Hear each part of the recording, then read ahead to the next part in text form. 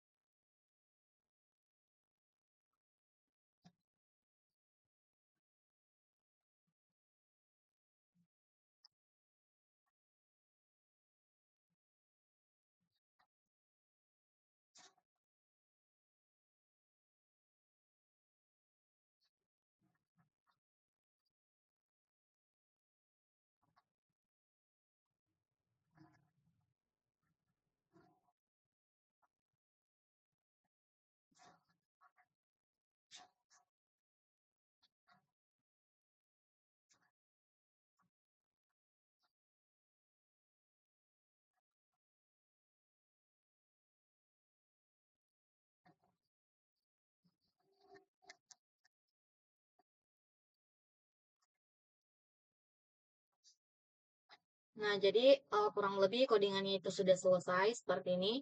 Nah, jadi di sini bisa kita lihat yang pertama itu kita melakukan atau kita mengimport modul yang akan kita gunakan. Jadi di sini yang pertama kita mengimport library NumPy yang dimana kita gunakan untuk manipulasi array dan operasi numerik yang sangat penting dalam pengelolaan data gambar yang berbentuk matriks.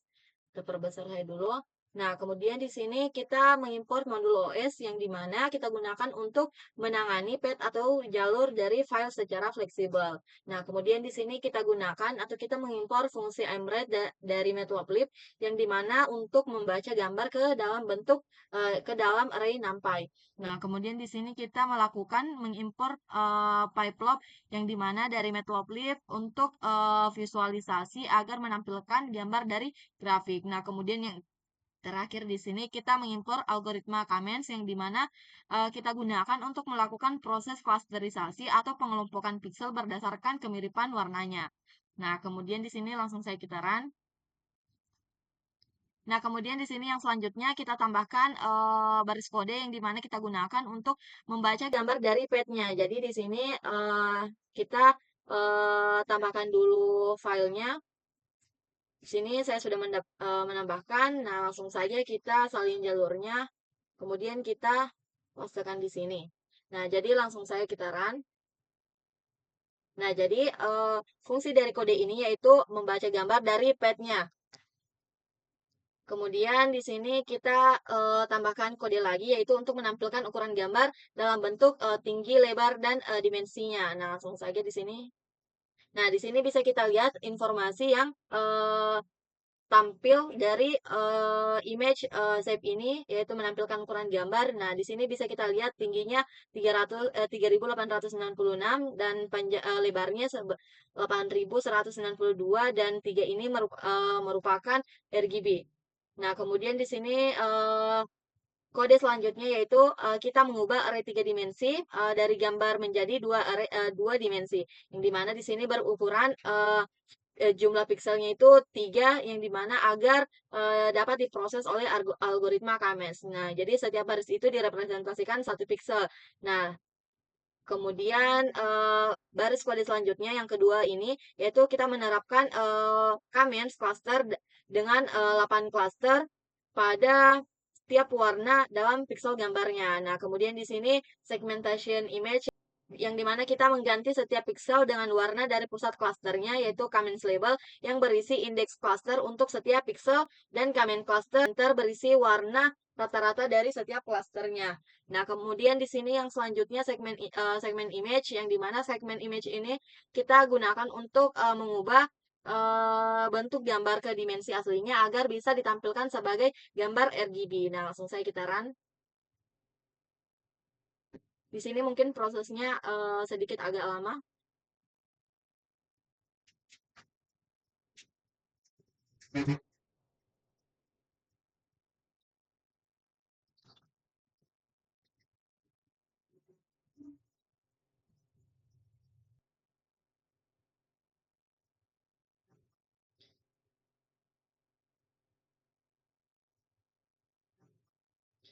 Nah, jadi codingannya sudah jalan. Nah, jadi langkah selanjutnya kita membuat list kosong untuk menyimpan hasil dari segmentasi dalam berbagai jumlah warna cluster.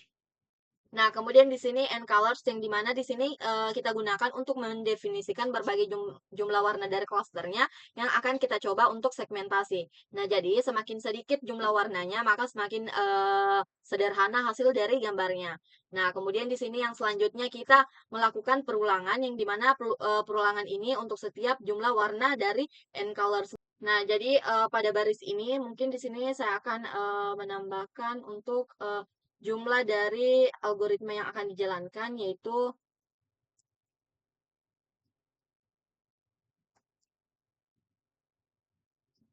10. Nah, jadi pada baris ini itu kita menerapkan comments dengan jumlah cluster tertentu yang dimana n initnya itu sebanyak 10 yang berarti algoritma akan dijalankan 10 kali dan memilih hasil yang paling terbaik.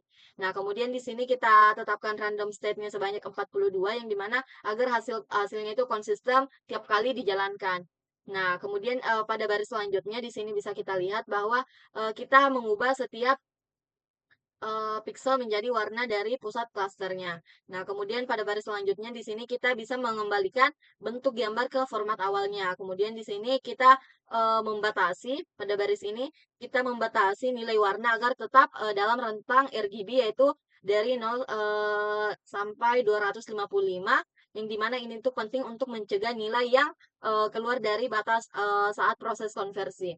Nah, kemudian pada baris ini kita gunakan untuk menyimpan hasil segmentasi jumlah warna tertentu ke dalam list segmentation image. Nih. Nah, kemudian yang selanjutnya di sini kita membuat kanvas plot baru dengan ukuran lebar 12 kali tinggi 6 inci. Nah, kemudian di sini kita mengatur jarak antara subplot agar lebih rapi. Nah, di sini bisa kita lihat untuk mengatur jarak antar subplotnya. Nah, kemudian pada baris selanjutnya di sini kita menentukan subplot pertama dari layout yang pertama itu 2 baris kali 3 dalam kolom, yaitu untuk gambar yang aslinya satu ini. Nah, kemudian di sini kita menampilkan gambar asli dalam format RGB 8 bit. Nah, kemudian di sini kita memberikan judul dan menghilangkan garis sumbu untuk tampilan bersihnya. Nah, kemudian di sini selanjutnya kita lakukan lagi perulangan untuk menampilkan hasil segmentasi masing-masing jumlah warnanya. Jadi yang pertama di sini perulangan menampilkan subplot pada posisi berikutnya, yaitu kolom kedua sampai ke 8. Nah, kemudian di sini kita menampilkan hasil segmentasi yang sudah dikonversi dari ke format 8 bit. Nah, kemudian kita menambahkan jumlah sesuai jumlah judulnya, sesuai jumlah warnanya, dan menyembunyikan sumbunya. Nah, kemudian di sini save image-nya ini kita menyimpan seluruh hasil visualisasi sebagai file gambar PNG, kemudian kita menampilkan semua plot ke layar. Nah, jadi di sini langsung saya kita run. Nah, jadi mungkin proses ini akan memakan waktu agak lama, jadi kita tunggu sampai prosesnya selesai.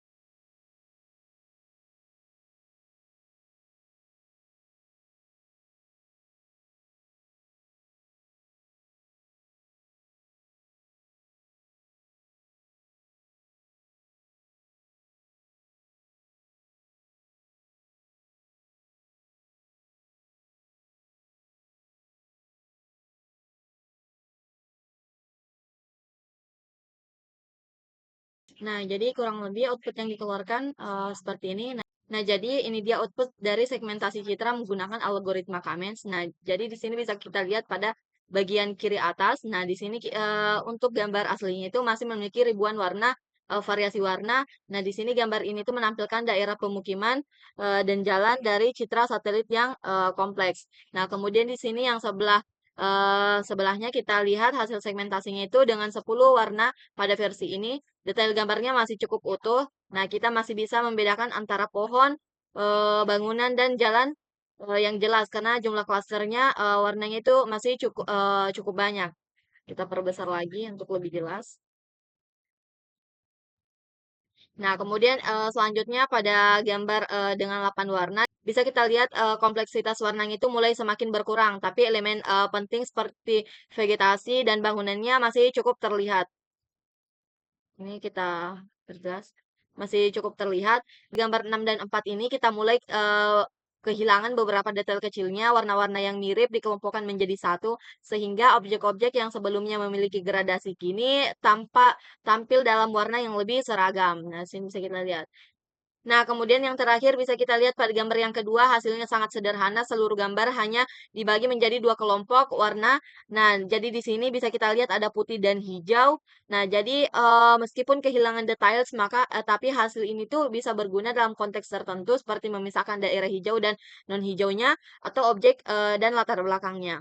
Nah, kurang lebih seperti itu. Nah, jadi dari output ini bisa kita lihat bagaimana comments clustering dapat digunakan untuk menyederhanakan gambar berdasarkan jumlah warna yang diinginkan. Dan yang tentunya bisa disesuaikan dengan kebutuhan analisis citra yang ingin kita gunakan. Jadi untuk segmentasi citra seperti ini. Nah, jadi langsung saja di sini kita masuk lagi pada materinya. Jadi untuk materi selanjutnya, nah di sini pada contoh pada segmentasi citra ini bisa kita lihat tiap tahapannya. Nah, kemudian di sini kita akan lanjut di chapter 9 Unsupervised Learning Techniques, yaitu mengenai using clustering for semi-supervised learning.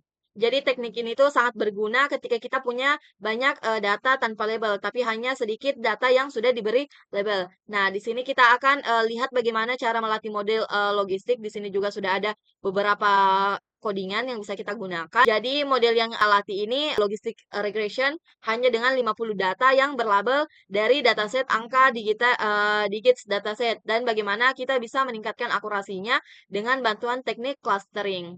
Nah, jadi mungkin kita lanjutkan untuk codingannya itu di codingan pada minggu lalu. Nah, oke di sini kita masuk pada Google Colab. Nah, jadi ini adalah codingan dari pertemuan kita minggu lalu. Nah, langsung saja di sini kita tambah kode. Nah, jadi sebelum kita melatih model logic regression, nah kita harus menyimpan data terlebih dahulu. Yang dimana dataset yang kita gunakan di sini adalah digits dataset dari scikit-learn, yang dimana dataset ini tuh berisi gambar angka tulisan, eh, tulisan tangan dari 0 sampai 9 dengan ukuran 8 ke 8 pixel yang sudah dikonversi menjadi array numerik. Nah, jadi langkah yang pertama di sini kita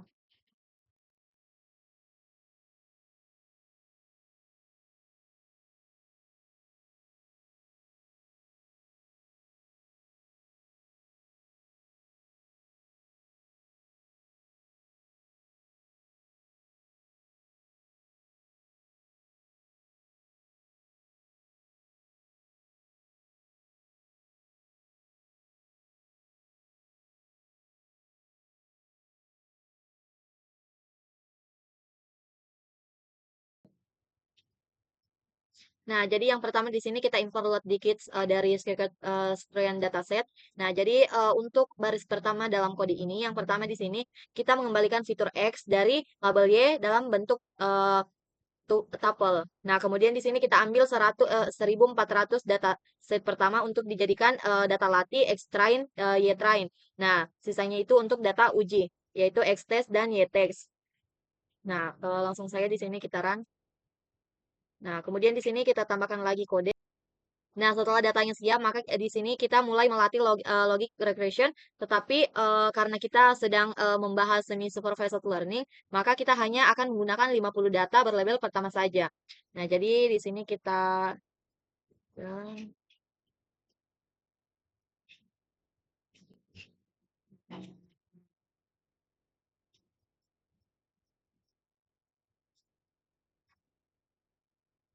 kurang lebih seperti ini.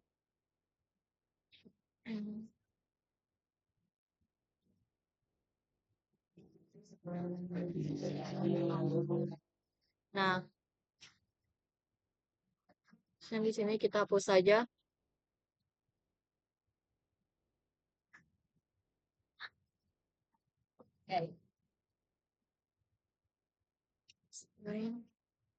Jadi di sini kita tambahkan,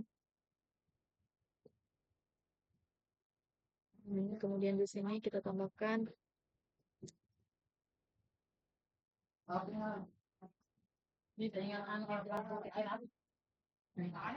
Nah, jadi di sini kita menunjukkan, jadi di sini enlabeled 50 menunjukkan bahwa kita hanya memakai 50 data pertama yang berlabel. Nah, kemudian di sini logistic regression, yang dimana di sini adalah inisialisasi model klasifikasi logic regression. Nah, kemudian pada baris selanjutnya di sini kita melatih model hanya pada 50 data pertama dari X-train dan Y-train. Nah, langsung saja di sini kita run. Nah, jadi kemudian di sini setelah model dilatih, kita bisa mengukur performanya dengan menghitung akurasi terhadap data uji. Nah, jadi caranya di sini kita tambahkan kode untuk log score dari. Nah, kemudian di sini langsung saya kita run. Maka hasilnya itu 0,75 dan seterusnya. Nah, jadi artinya akurasi model adalah sekitaran 0,75. Nah, ini itu menunjukkan beberapa baik model bisa mengenali angka. Sudah lumayan bisa dalam mengenali angka. Nah, langsung saja kemudian di sini kita tambahkan lagi kode. Nah, setelah kita melatih model 50 data. Nah, kemudian di sini setelah kita melatih model dengan 50 data berlabel, maka di sini akurasinya adalah 0,75. Nah, yang dimana ini berarti sudah lumayan, tapi masih bisa kita tingkatkan. Nah, jadi sekarang kita gunakan teknik cluster, yang dimana ini tuh merupakan ide yang sederhana. Kita bagi data latih ke dalam 50 kelompok menggunakan comments, lalu dari tiap kelompok kita ambil satu data yang paling mendekati pusat cluster datanya. Nah, ini tuh biasa disebut dengan representative image. Nah, jadi data ini yang akan kita labeli dan kita gunakan untuk melatih modelnya. Nah, kemudian di sini langsung saja kita K sama dengan 50, kemudian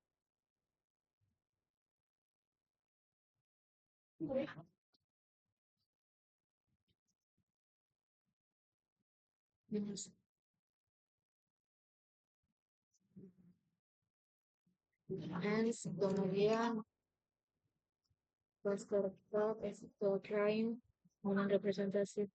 Nah, kemudian kita tambahkan si digit. Nah, nah jadi langsung saya kita run.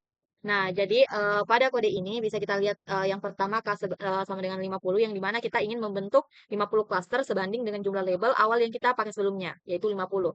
Nah, jadi di sini kemudian pada baris kedua di sini kita membuat objek comments dengan jumlah cluster K-nya itu sama dengan 10, 50. Nah, kemudian di sini kita proses membentuk cluster dan menghitung jarak setiap data latih ke seluruh sentroid pusat clusternya. Nah, kemudian pada baris selanjutnya di sini untuk setiap cluster kita ambil indeks data yang jaraknya paling dekat dari sentroid. Nah, ini tuh adalah data paling representatif dari tiap cluster jika ditemukan. Nah, kemudian pada baris yang terakhir ini bisa kita lihat ini tuh kita ambil data mentahnya dari X-train berdasarkan indeks yang sudah kita dapatkan tadi. Nah, langsung setelah kita run, kita tambahkan lagi kode.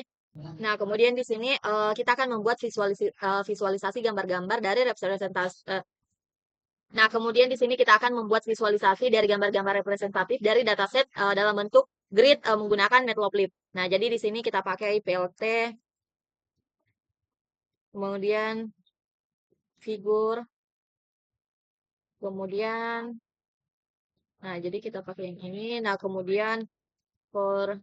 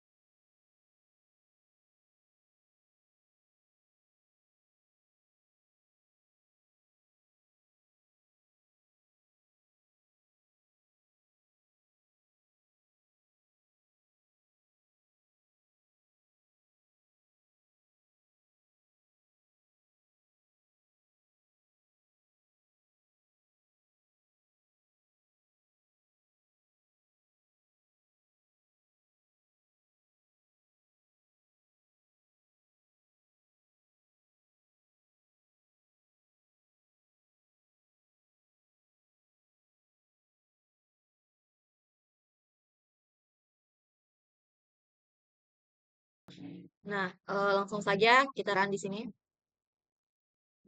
Nah, jadi di sini bisa kita lihat output yang dikeluarkan. Nah, jadi untuk penjelasan kode yang pertama ini, di sini kita mengatur ukuran plot agar lebih panjang dengan dimensi 8 kali 2 inci. Nah, kemudian di sini kita melakukan iterasi untuk setiap gambar dalam X representative X representative digits. Nah, kemudian di sini pada baris selanjutnya, di sini kita menentukan posisi gambar dalam grid K eh, K10 yang dimana menentukan jumlah baris sedangkan 10-nya ini adalah jumlah kolomnya. Nah, kemudian di sini pada baris selanjutnya di sini itu eh, kita menampilkan gambar dengan format hitam putih. Nah, kemudian di sini nonaktifkan akis agar hanya gambar yang terlihat. Nah, kemudian di sini kita menyimpan plot dengan nama representative image. Kemudian kita menampilkan. Nah, ini adalah output yang dikeluarkan. Jadi, pada kode ini itu kita membuat salah satu eh, array NumPy yang berisi angka-angka representatif dari dataset yang digunakan yang disebut itu Y representatif digit yang dimana array-nya ini berisi angka-angka yang merepresentasikan digit-digit yang ingin kita visualisasikan atau yang ingin kita olah lebih lanjut dalam proses pemodelan. Nah, kemudian di sini kita tambahkan lagi kode yang dimana di sini selanjutnya kita akan melatih model logistic regression dan mengevaluasi akurasinya pada data uji. Nah, jadi dengan menggunakan data representatif yang lebih yang telah kita miliki, kita akan melihat seberapa baik model ini dapat melakukan prediksi. Nah, jadi langsung saya di sini kita tambahkan lagi kode. Nah, kurang lebih seperti ini langsung saya kita run. Nah, kurang lebih seperti ini. Nah, jadi pada baris pertama ini kita membuat objek model logistik regression yang akan kita gunakan untuk melakukan klasifikasi. Nah, kemudian di sini pada baris kode kedua di sini kita menggunakan data fitur dari representative digit yang dimana labelnya itu Y representative digit. Nah, jadi tujuannya itu agar model dapat memahami hubungan antar fitur dan labelnya. Nah, kemudian pada baris ketiga, nah di sini kita mengevaluasi akurasi model pada data uji X-test dan Y-test. Nah, jadi fungsi ini itu akan mengembalikan nilai akurasi yang menunjukkan seberapa baik model memprediksi label yang benar. Nah, langsung saya kita run. Nah, jadi dengan langkah-langkah ini itu kita dapat melihat performa model regression dalam memprediksi label berdasarkan data uji.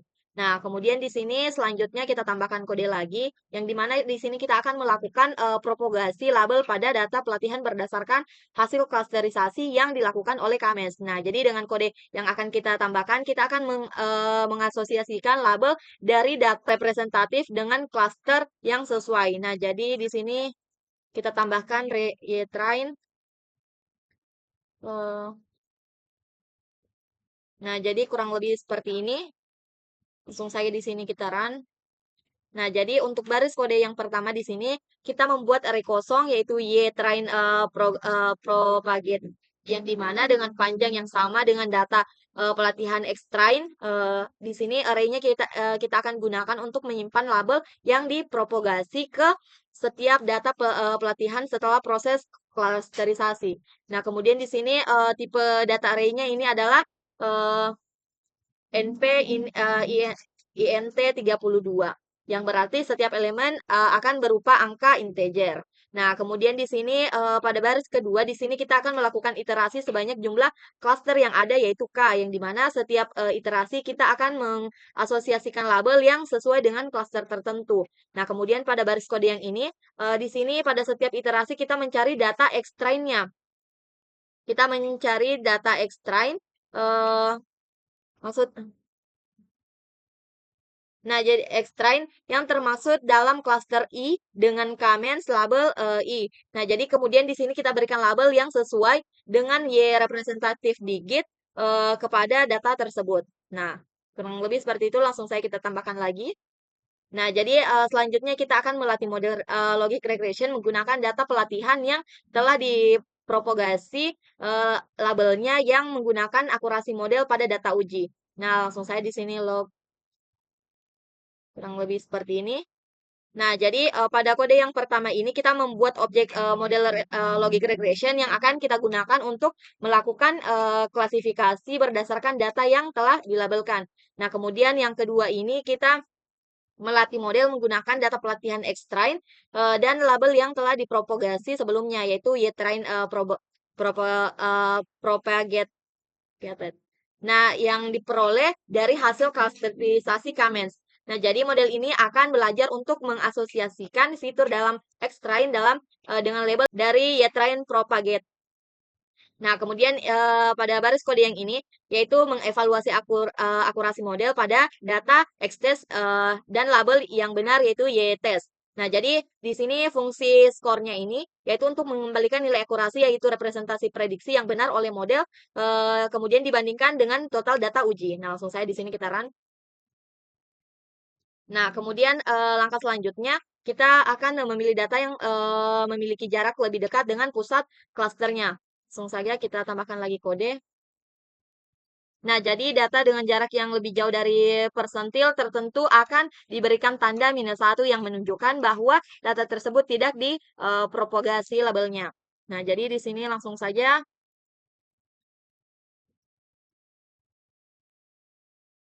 dengan 20, kemudian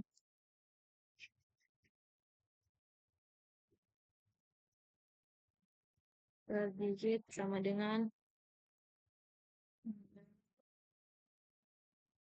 lebih seperti ini. Kemudian di sini kita tambah X. Kurang lebih seperti ini. Kemudian di sini kita tambahkan lagi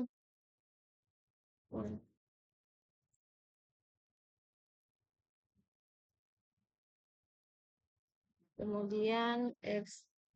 Nah, jadi kurang lebih seperti ini. Jadi di sini yang pertama kita menghitung jarak antara data dan pusat klasternya. Nah, kemudian kita menentukan cut off berdasarkan persentil ke-20 dari jarak dalam setiap klasternya. Nah, kemudian di sini kita menentukan cut off-nya berdasarkan persentil ke-20 dari jarak dalam setiap klasternya. Nah, kemudian kita menandai data dengan jarak lebih jauh ke cut off sebagai -1. Nah, kemudian kita memilih data yang valid untuk propagasi label berdasarkan hasil tersebut. Nah, kemudian di sini kita akan melatih model logic regression menggunakan data pelatihan yang telah dipropagasi labelnya secara parsial dan kemudian mengevaluasi akurasinya pada data uji. Nah, langsung saja kita run terlebih dahulu yang ini, kemudian kita tambahkan lagi kode. Jadi di sini kita tambahkan lagi regression. Nah, kurang lebih itu seperti ini, langsung saja kita run lagi.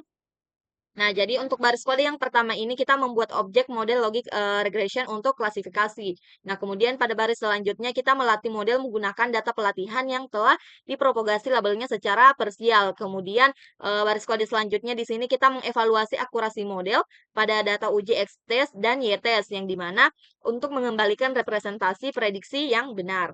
Nah, kemudian lanjut kita tambahkan lagi kode yang dimana kita akan menghitung presentase kesamaan antara label yang telah dipropagasi secara parsial dan label asli pada data pelatihan yang dipilih untuk propagasi. Nah, langsung saja di sini and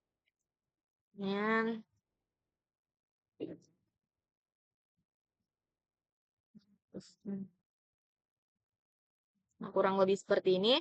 Nah, di sini bisa kita lihat ya train terli propagate yang di mana di sini kita membandingkan apakah label dipropagasi secara parsial yaitu Y train partial propagate yang di mana kemudian kita menghitung NPMN ini berfungsi untuk menghitung rata-rata dari hasil perbandingan tersebut yang dimana hasilnya adalah persentase data yang dipropagasi labelnya dengan benar. Nah, jadi dengan kata lain pada kode ini akan mengukur seberapa akurat label yang dipropagasi pada subset pada data pelatihan yang dipilih. Nah, kemudian selanjutnya kita tambahkan kode lagi, yang dimana selanjutnya kita akan langsung menerapkan algoritma Kamens menggunakan Python. Kemudian kita akan gunakan dataset Mons yang dari scikit-learn yang berbentuk dua lengkungan dan cocok untuk menguji performa DBScan dalam mengenali pola klaster yang kompleks. Nah, jadi langsung saja. Jadi yang pertama kita from scan. Lebih seperti ini. Nah, jadi pada baris kode yang pertama di sini kita mengimpor algoritma DBSCAN dari library scikit-learn. Nah, kemudian scikit-cluster. Di sini kita ganti jadi scikit-learn. Dari scikit-cluster.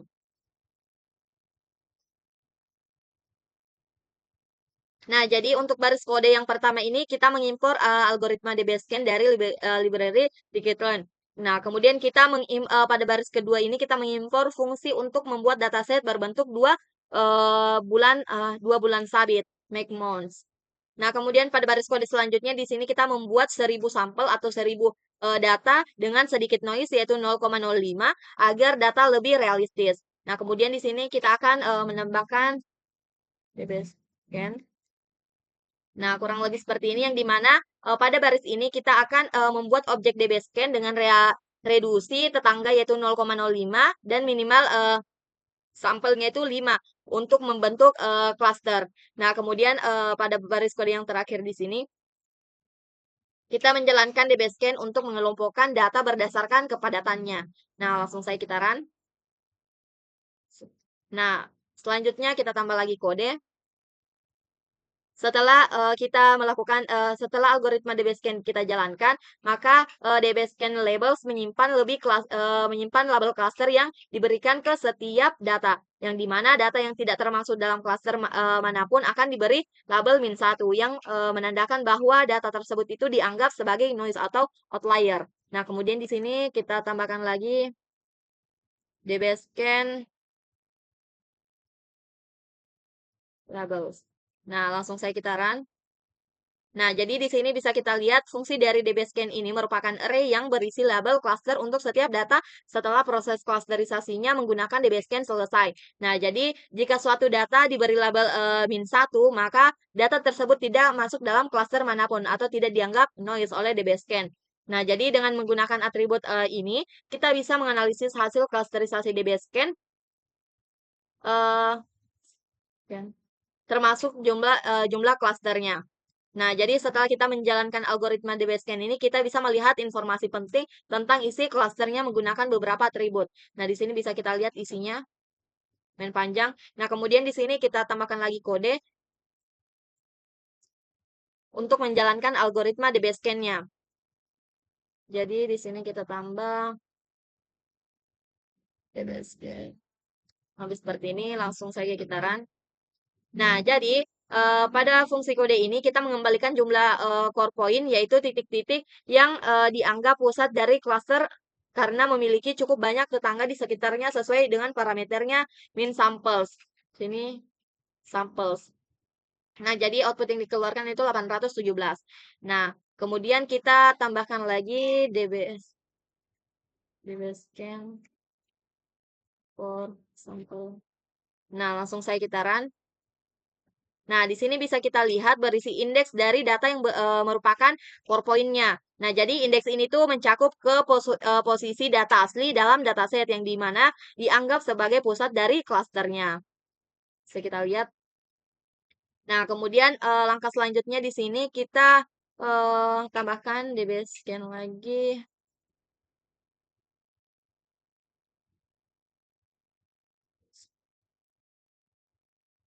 Langsung saya kita run. Nah, jadi di sini berisi array dari core sampel itu sendiri. Jadi bukan hanya indeksnya, yang dimana artinya ini adalah kumpulan data titik inti atau core points-nya dalam bentuk array. Nah, jadi di sini bisa langsung digunakan untuk visualisasi atau analisis lebih lanjut. Nah, di sini kita lihat output yang dikeluarkannya. Nah, kemudian kita akan membuat fungsi untuk memvisualisasikan hasil klasterisasi menggunakan DBSCAN lalu membandingkan dua hasil klasterisasi dengan parameter EPS yang berbeda. Nah, langsung saja di sini kita tambahkan kodenya.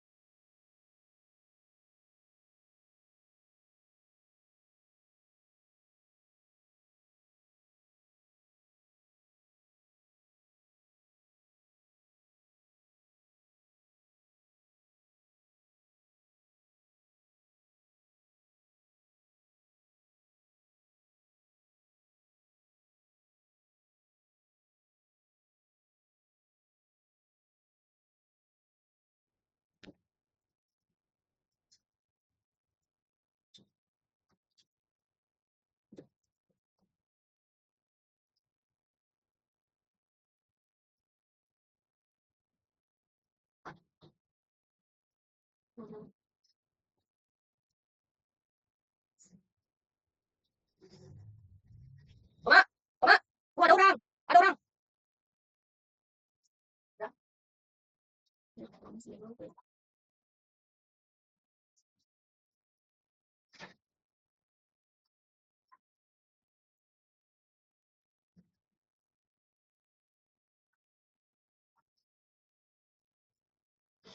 jadi kurang lebih codingannya itu seperti ini. Nah, jadi untuk fungsi plot DBSCAN ini merupakan fungsi untuk memisahkan dan menampilkan. Nah, jadi di sini untuk core mask-nya atau titik pusat klasternya, kemudian di sini non core mask-nya, yang dimana ini merupakan anggota klaster tapi bukan pusatnya dengan titik kecil. Di sini ada anomali atau noise yang dimana tidak termasuk dalam klaster. Nah, jadi untuk label sumbu bisa disembunyikan agar grafik tampak lebih lebih bersih dan membandingkan beberapa plotnya. Sini bisa kita lihat. Nah, setelah itu kita tambahkan lagi kode yang dimana di sini kita akan membuat objek DBSCAN baru yaitu DBSCAN 2 dan epoch 0,2 untuk melihat perbedaan hasil dari klasterisasinya. Yang dimana yang dimana untuk melihat bagaimana parameter F mempengaruhi jumlah dari bentuk klaster yang di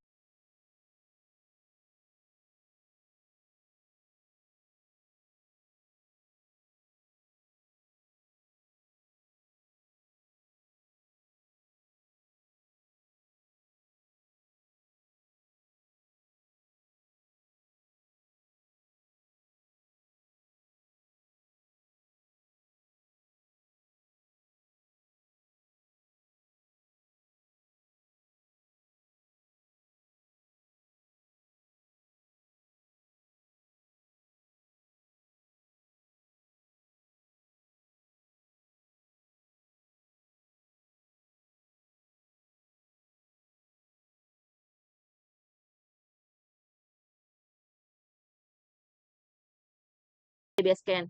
Nah, langsung saja kita run. Nah, jadi output yang dikeluarkan seperti ini. Jadi, secara default, kelas DBSCAN pada Scikit-learn itu menyediakan model prediksi meskipun terdapat model fake prediksi. Nah, jadi secara default, kelas DBSCAN pada Scikit-learn itu tidak menyediakan metode prediksi meskipun terdapat metode fit predict yang artinya model ini itu tidak secara langsung dapat digunakan untuk menentukan klaster dari data baru setelah pelatihan awal. Jadi, hal ini tuh merupakan keputusan desain dari pengembangan Scikit-learn yang dimana dengan mempertimbangkan bahwa pendekatan klasifikasi lanjutan itu sebaiknya disesuaikan dengan kebutuhan spesifik pengguna. Jadi untuk mengatasi keterbatasan ini, salah satu solusi umum yang sering digunakan adalah dengan multimodel Connect Grober's classifier yang dimana menggunakan core sampel dari DBSCAN sebagai data latihnya. Nah, langsung saja kita tambahkan kodenya.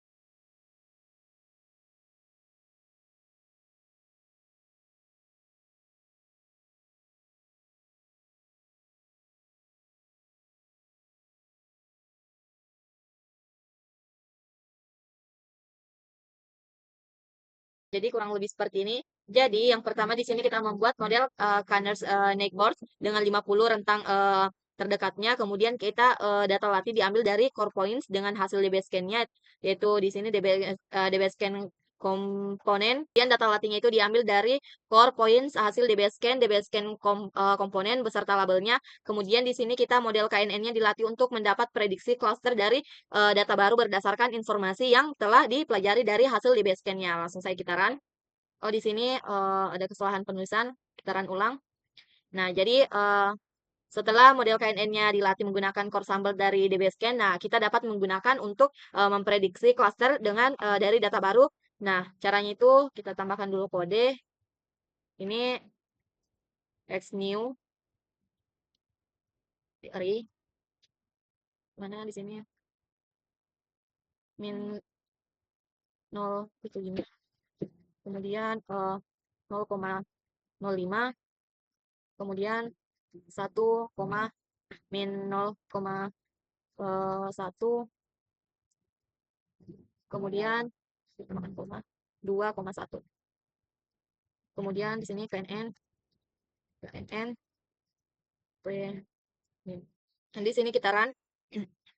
Nah, jadi di sini Xnew ini merupakan array berisi data baru yang ingin kita klasifikasikan dalam cluster. Nah, jadi di sini juga kita menggunakan predict Xnew yang dimana digunakan untuk memprediksi label cluster dari masing-masing data berdasarkan model KNN yang sudah dilatih sebelumnya. Jadi untuk Xnew ini datanya bisa kita lihat ini min 0,5 0 dan seterusnya. Nah, jadi outputnya ini adalah array label yang menunjukkan cluster yang diprediksi untuk setiap titik dari Xnew-nya.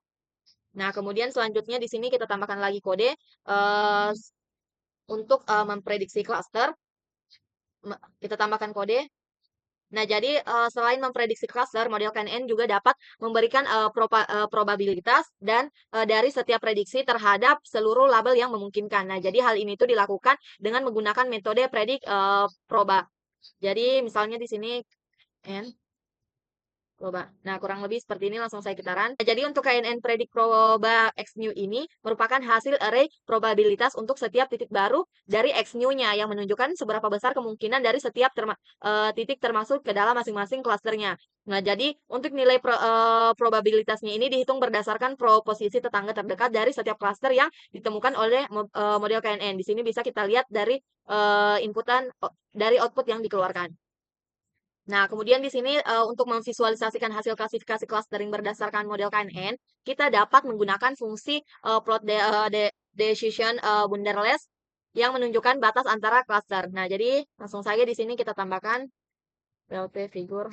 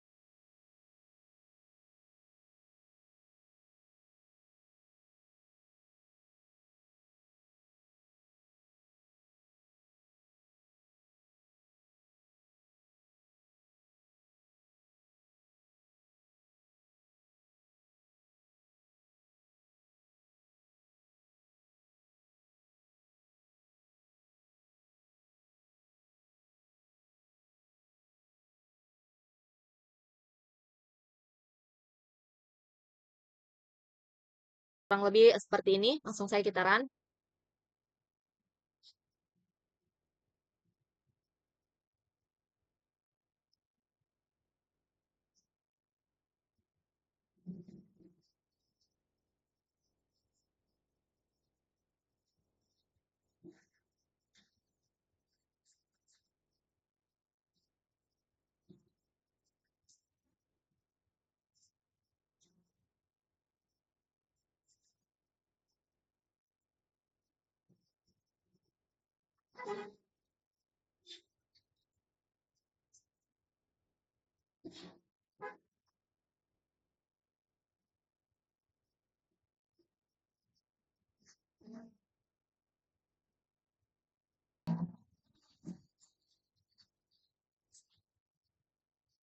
Nah, jadi di sini bisa kita lihat outputnya.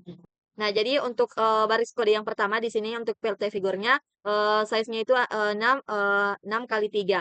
Nah, kemudian di sini pada baris selanjutnya di sini itu menampilkan batas antara klaster berdasarkan model KNN-nya.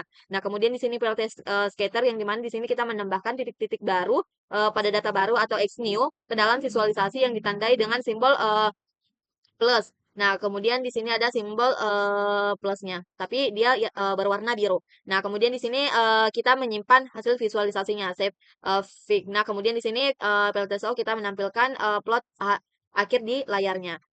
Nah, jadi gambar ini menunjukkan visualisasi hasil klasifikasi menggunakan algoritma Kanners, Nickboards, atau KNN. Nah, jadi latar belakangnya di sini berwarna-warni menggambarkan wilayah keputusan di mana setiap warna memiliki satu kelas yang diprediksi oleh model. Nah, jadi titik-titik hitam yang kecil ini merupakan data latih yang digunakan dalam proses pembelajaran. Nah, dengan pole yang membentuk dua lekukan ini, dari data set mons. Sementara itu simbol plus yang berwarna biru ini yang berukuran besar bisa kita lihat adalah data baru yang ingin diklasifikasikan oleh model. Nah, jadi kita bisa melihat bahwa model memetakan data baru ke dalam wilayah-wilayah dalam warna tertentu. Nah, jadi berdasarkan kedekatannya dengan data latih terdekatnya. Jadi untuk garis-garis ini menunjukkan perbedaan kelas dan bagaimana KNN membagi ruang berdasarkan mayoritas tetangga terdekatnya.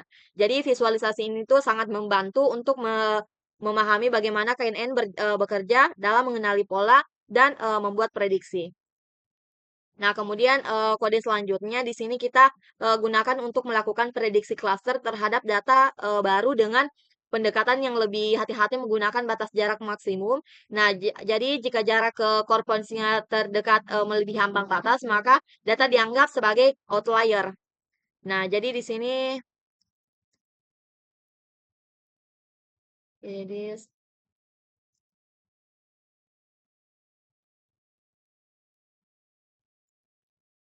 sama dengan